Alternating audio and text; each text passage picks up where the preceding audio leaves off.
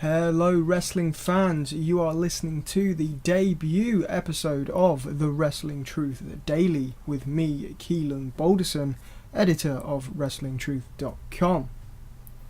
So, what is The Wrestling Truth Daily, you may ask?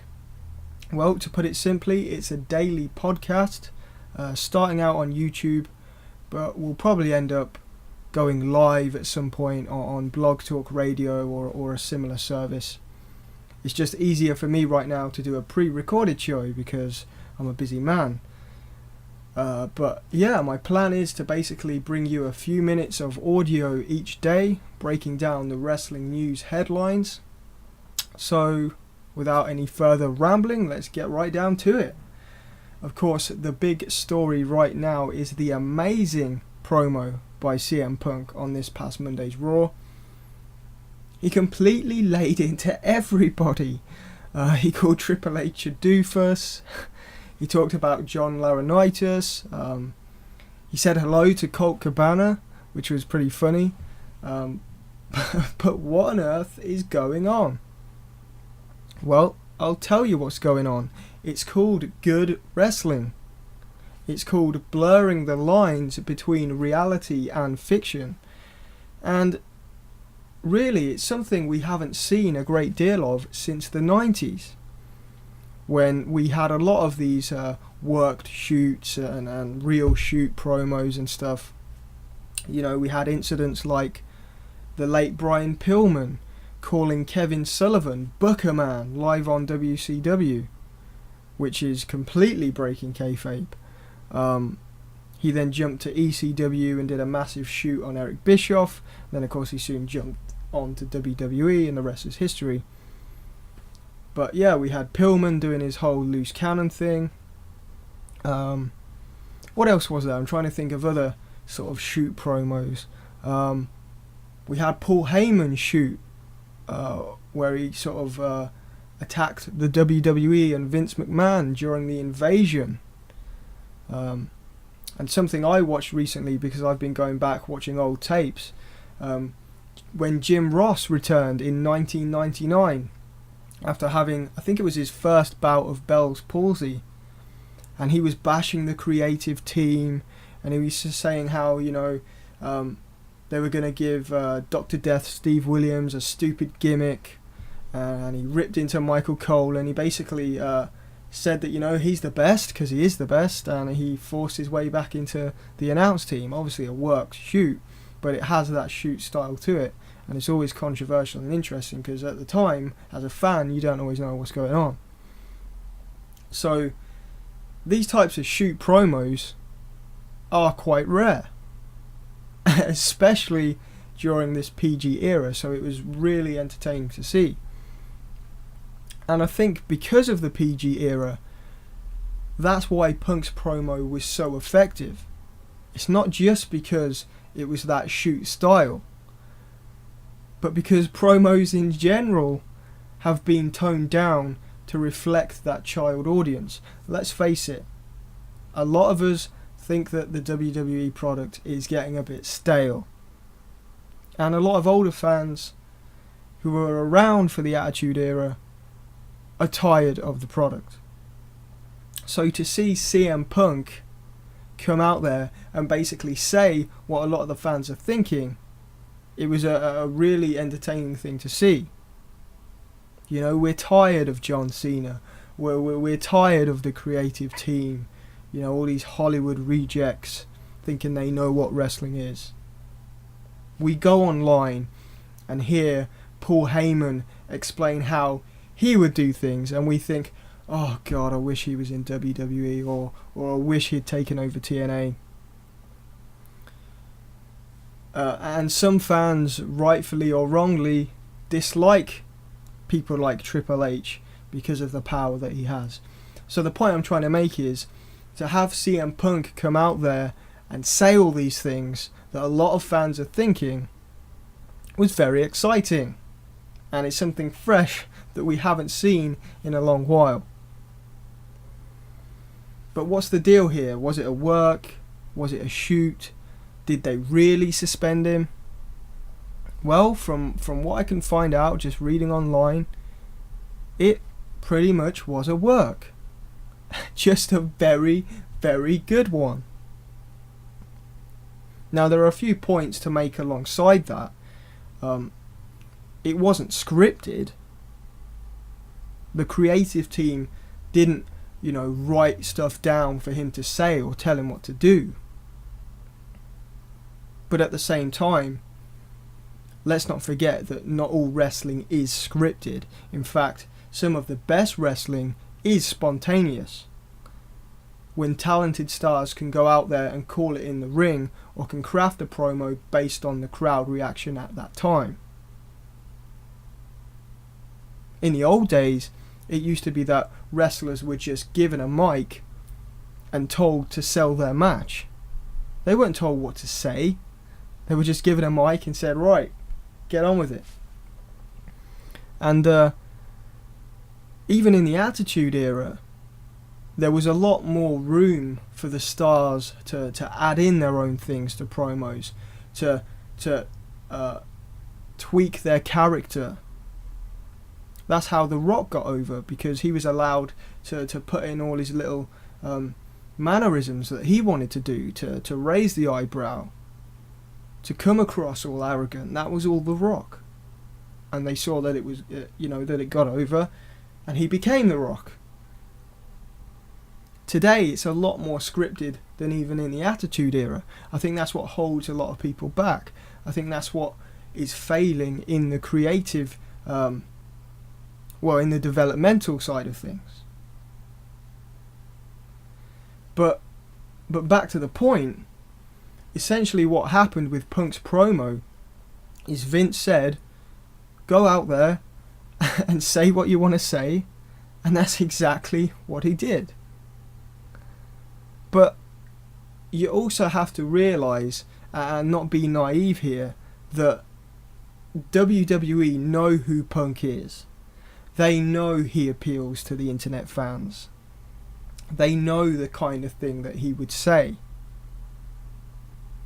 So I think they let him go out there and say what he wanted to say, because they knew it would draw a reaction. It wasn't a shoot in the sense that he just went out there and grabbed the mic and started screaming at everybody because he was angry. He was told to go out there and say what he wanted. So Vince and the other bigwigs in the company, I don't think they were surprised by what he said. Some of the wrestlers probably were, no doubt, just like the fans. But there aren't any reports that there's heat on Punk for what he said. People are well aware of who Punk is and the kind of thing he would say. I think that's part of the reason why they let him do it. Do you think if they thought he was going to go out there and cause any real problems that they would let him do it? This is WWE. This is corporate WWE. They knew what was going to happen. Now that doesn't make it any less exciting. It was a bloody good promo. And it got a lot of people talking. The website traffic went through the roof. So God knows what WWE's website traffic was doing. But the point is, he wasn't doing anything that he wasn't allowed to do. I think that point's worth mentioning. And after that reaction, as I say, it's highly unlikely that anyone in WWE are going to be angry at him. They're going to be pleased that everyone is talking about it. And his suspension is a storyline, folks. It's just to play off that reaction. And I think the fact that so many people are asking whether it's a storyline or not means that it's working. This is old school wrestling where people didn't quite know what was real and what was fake. And that's what makes it that much more interesting. But enough about CM Punk. Jumping over to TNA news, Jack Evans is the latest name to join the Destination X tournament. He did work last night's Impact Wrestling taping. He faced two indie stars, Jesse Sorensen and Tony Nese.